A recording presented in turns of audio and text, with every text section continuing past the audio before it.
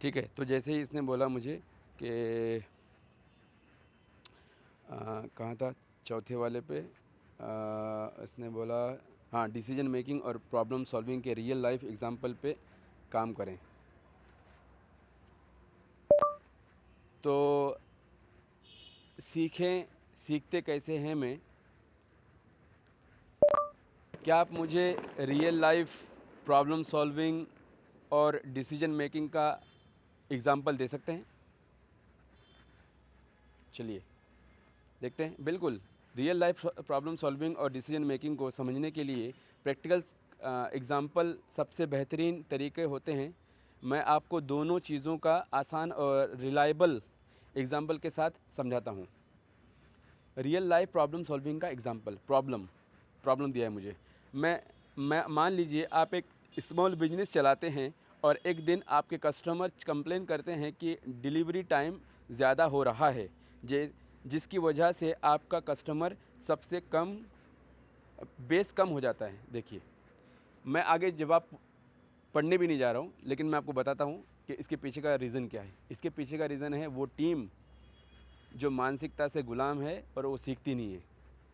वहाँ पे वही मानसिकता लेके आया है जो कॉलेज और यूनिवर्सिटी में वो गुलाम जहन वाले लोग लेते थे।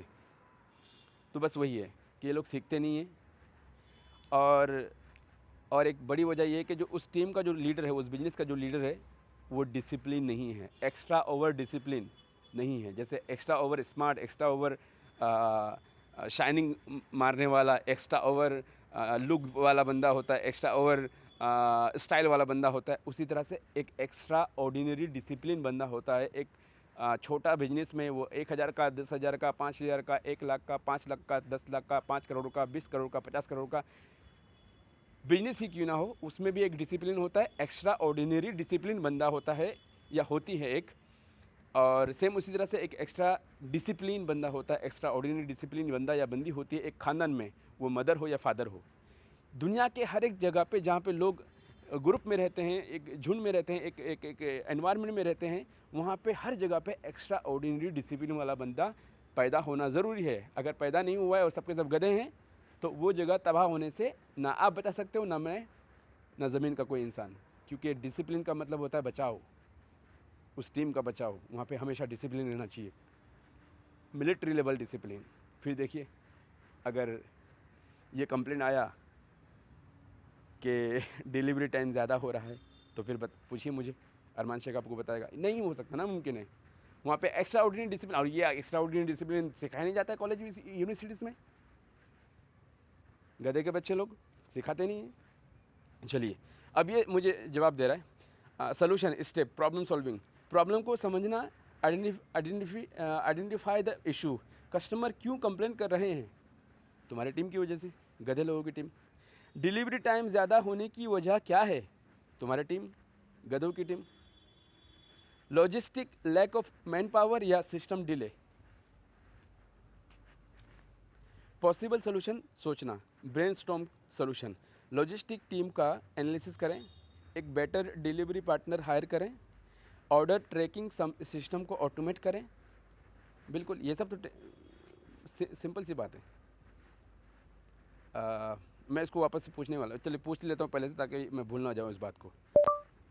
क्या हर बिजनेस के पीछे, हर खानदान के पीछे, हर ट्रस्ट के पीछे, हर वो जगह जहाँ पे लोग जमा होते हैं, एक ट्रस्ट, एक ऑर्गेनाइजेशन, एक ग्रुप बनाते हैं, उसके ख़त्म या कमज़ोर होने की वजह इंसान ही है, या उसका ज्ञान, या उसकी मूर्खता है? और अगर सिर्फ इंसान ही नहीं है, बाकी चीज़ें भी है, तो मुझे परसेंटेज में बताएं कि इंसान का परसेंटेज कितना है उसकी वजह होने का, और बाकी चीज़ों का, मतलब रिसोर्सेज का, other than main resources, human resources का परसेंटेज भी बताएं मुझे।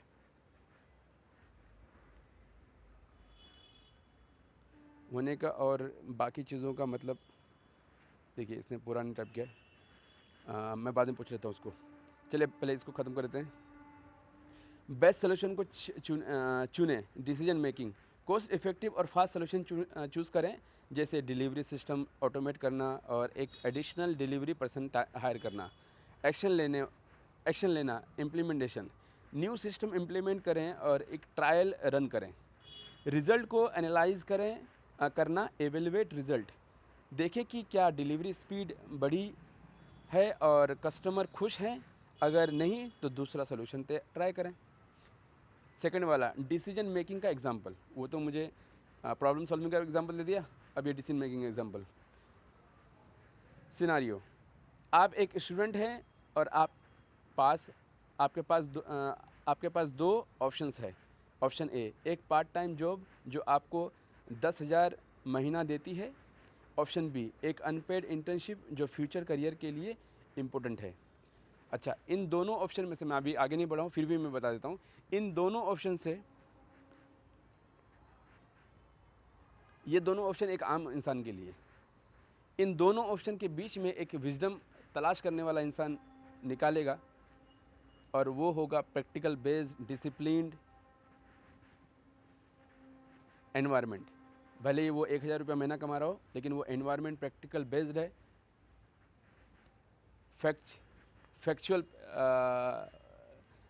फैक्ट्स को एनालिसिस करके वहाँ पे सब एक्टिविटीज़ हो रही है और वहाँ पे real life problem solving discussion हो रहा है, वहाँ पे real life practical problem solving के ऊपर वर्क हो रहा है।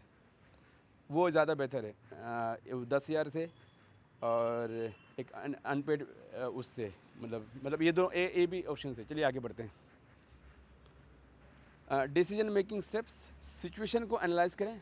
आपको भी पैसा आपको अभी वो मुझे बोल रहा है कि सिचुएशन को कैसे एनालाइज करें डिसीजन को लेने के लिए। उन दोनों के बीच में आपको अभी पैसा ज़रूरत है या फ्यूचर करियर पे फोकस करना है। पार्ट टाइम जॉब से क्या आपकी स्किल इम्प्रूव होगी? इंटर्नशिप से आपको क्या सीखने मिलेगा?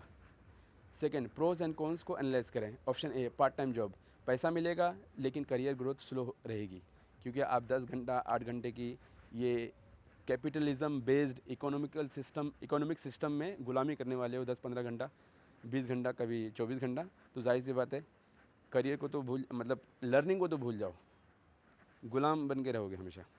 ऑप्शन बी, इंटर्नशिप, पैसा नहीं मिलेगा लेकिन फ्यूचर के लिए कनेक्शंस और स्किल मिलेगी। थर्ड वाला, अपने गोल्स को देखना।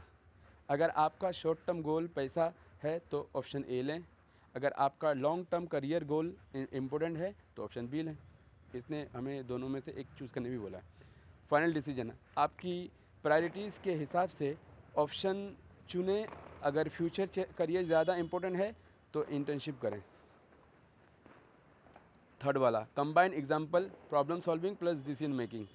प्रॉब्लम, ये दोनों के कॉम्बिनेशन में दिया है, एक थर्ड वाला प्रॉब्लम और डिसीजन मेकिंग वाला एग्जाम्पल। इसको भी ले लेते हैं।